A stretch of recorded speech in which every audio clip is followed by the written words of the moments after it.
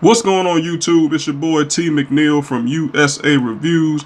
I'm back again today with another interesting story. This time, guys, and this is for all of my sneakerheads out here. Um, have you guys ever pondered the question why sneakers are getting more expensive than ever? Why are they costing $150 a pair? Why are they $200 a pair? We've got sneakers out here that's $400 and $500 a pair or more. So have you ever just wondered, why am I paying so much for these sneakers? Now, according to the source complex.com, I ran into an article on this website that I found to be very interesting and may just shed a little bit of light on why, these sneakers are cost so much. So let's get to it, guys. Now, the trend this year has been brands focusing on premium product and storytelling over everything else. This is what people have been asking for over the years, but who expected $200 price tags on nearly every coveted sneaker. Now, with multiple releases worth checking out almost weekly, it's not exactly practical to spend more of your paycheck on fly sneakers than your tiny studio apartment that you share with your two roommates. But some people are still doing it. And that's the question that I wonder as well. Because a pair of sneakers should not cost more than your rent.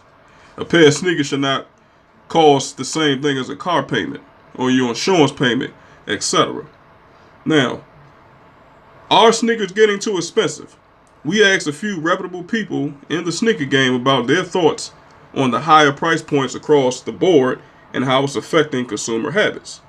We also had a chance to sit down with Northeastern MBA graduate to get his insight on the recent changes in footwear retail and an unbiased forecast in the shoe business itself.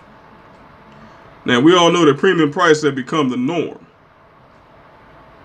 Now, from 1960 all the way to at least 2010, we've seen a spike in the cost of shoes.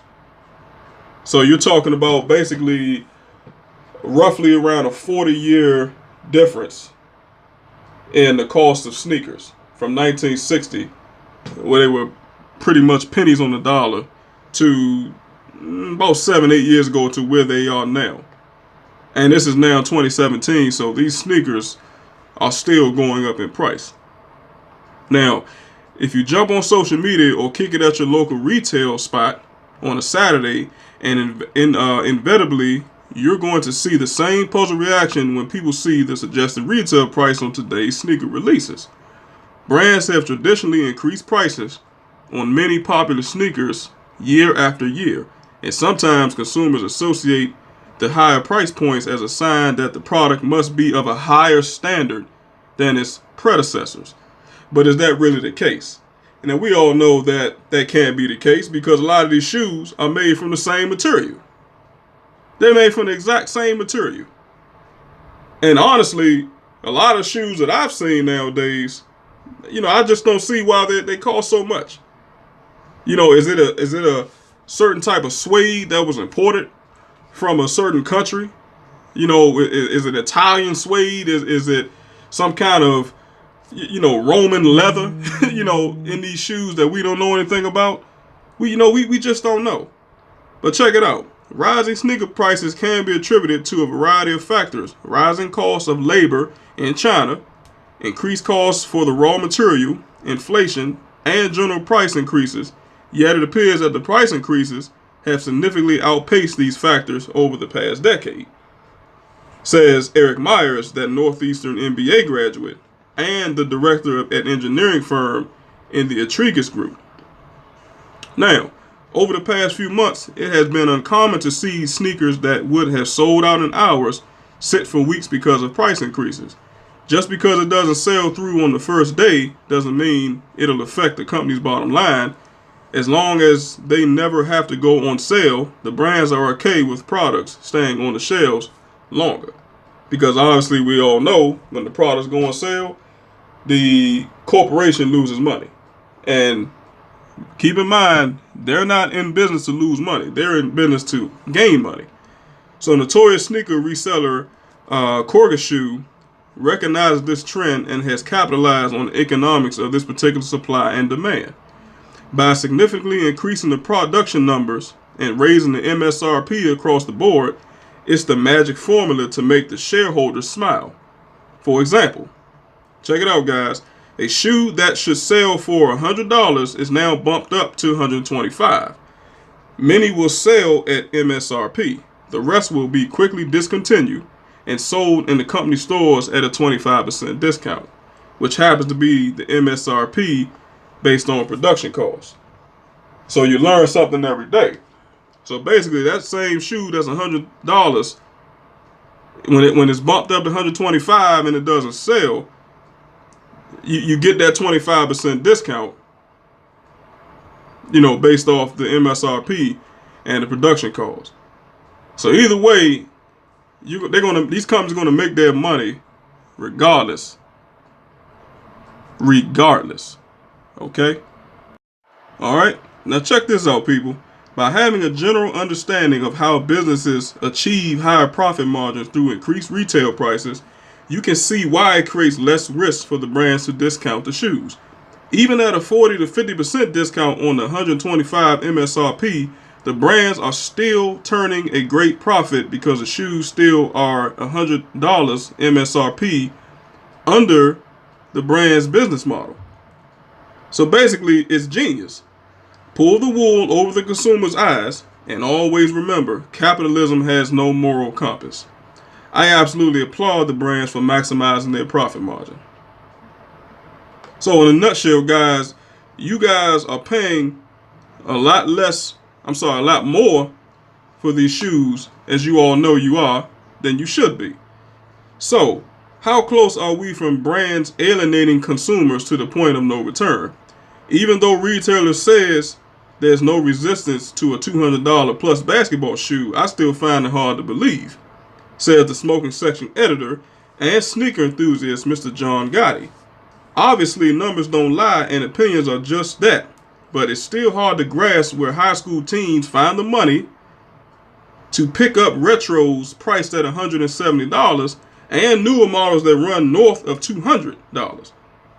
And check it out, after school jobs cannot be paying that much. I said the same thing. Gotti is right about one thing, the numbers don't lie. In a few weeks, most companies will release their first quarterly earnings report, which will paint a better picture on what affects higher price points on having sales. Now, I'm a 32-year-old going on 33-year-old man. I work full time. I do little odd jobs and things on the side. And I'm going to tell you something. It's even hard for me to afford $150 to $200 pair of shoes because I have, rent to pay. I have bills to pay. I have food to put on my table. So it's something called responsibility. And when you have responsibility, you have to prioritize what you do with your money. Now, obviously, these teenagers, they're living at home, they're in their parents' basement, they have no responsibilities. And the only thing they're probably paying is a phone bill. And if they have a car, they're probably paying car insurance. That's it. So the rest of their money, obviously, can go to those type of things. But I don't care what the situation is.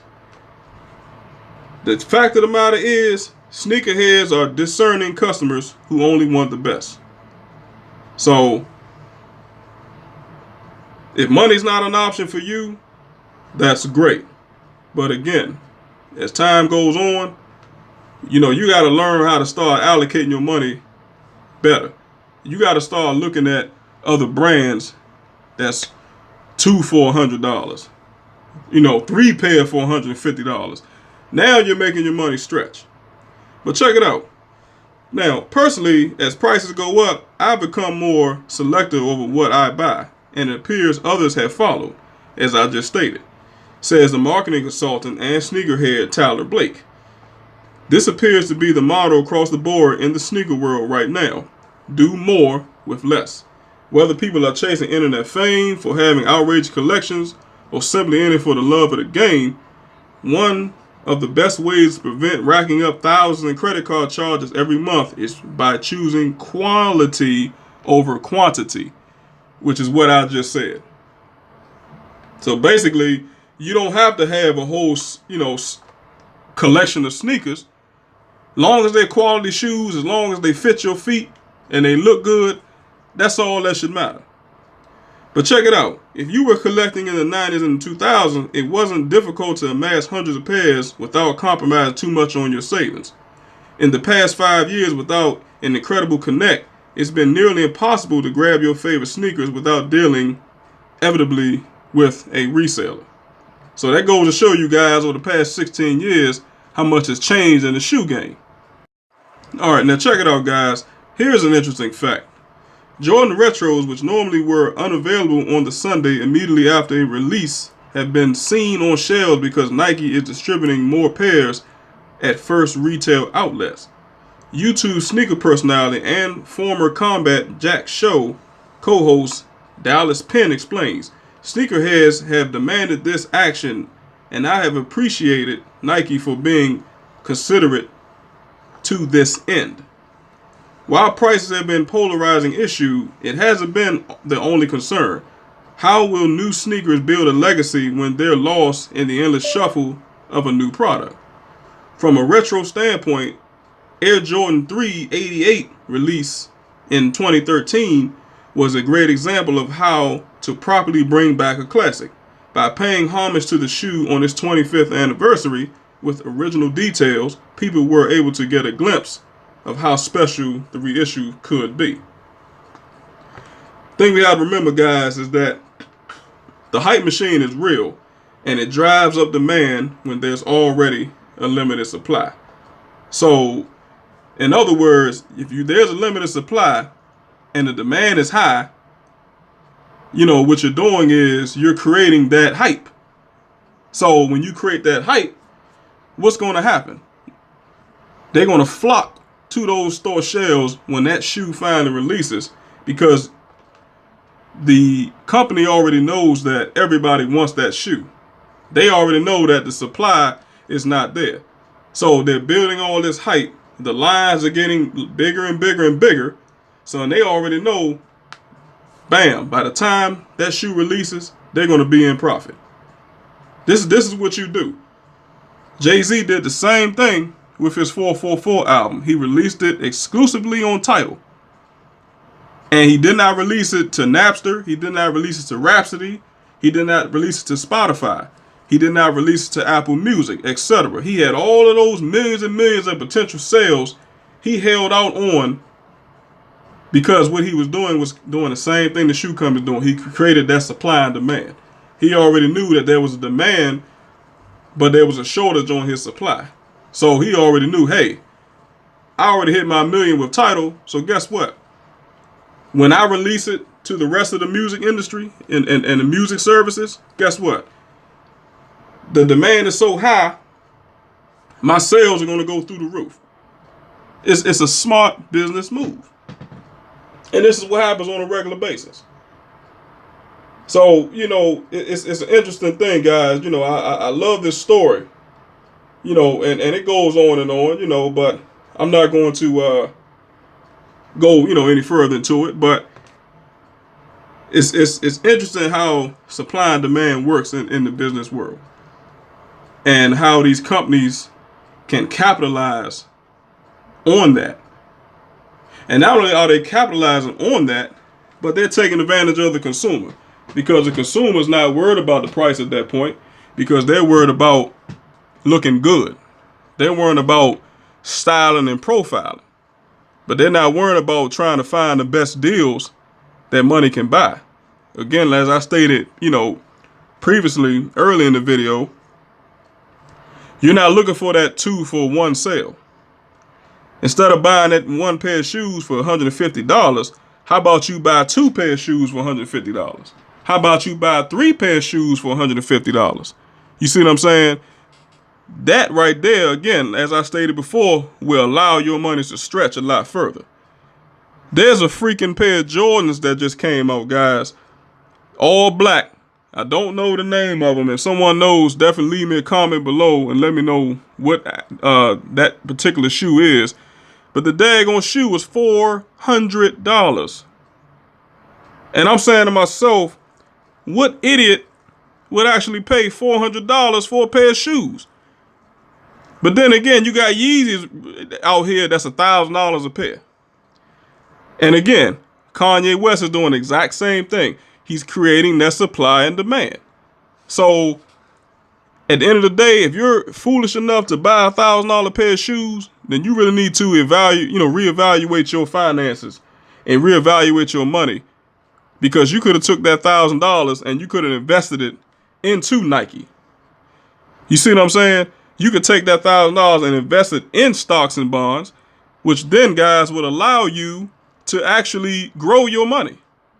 You can take that $1,000 and let's say within the next 5 to 10 years, guess what? That $1,000 you may be able to turn into $7,000, $8,000 or $10,000. You see what I'm saying, guys? This is the way that you grow your money. This is the way that you take care of what you have. But again, I can't say it enough. Supply and demand. And what is the old saying, and how does it go? If you build it, they will come. Point blank, period. So here's one last point, guys. It's tough to dissect how brands justify price hikes based on quality without giving up the exact recipe. But as Corgi put it, the consumer in this market knows the price of everything and the value of nothing. Again, the consumer in this market knows the price of everything, but they do not know the value of nothing. That's a very powerful statement. And while outrageous prices certainly isn't a new debate, it's more relevant than ever today. Since the days of $100 Air Jordans in the late 80s and the new technologies introduced like the Reebok Pump in the 1990s that drove prices up, people have been having an internal battle of what price is right. So you can debate both sides, but the reality is, until people stop spending their money on a product that doesn't match the value of what they're being sold, brands are going to keep trying to profit from them as much as possible.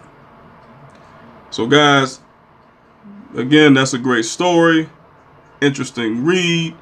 Check it out for yourself. So guys, make sure that you like this video. Make sure that you leave me a comment below. Let me know what you guys think. And also smack that subscribe button for more videos and stories. This is T. McNeil from USA Reviews. You guys have a good one. I'll catch you in the next video. Deuces.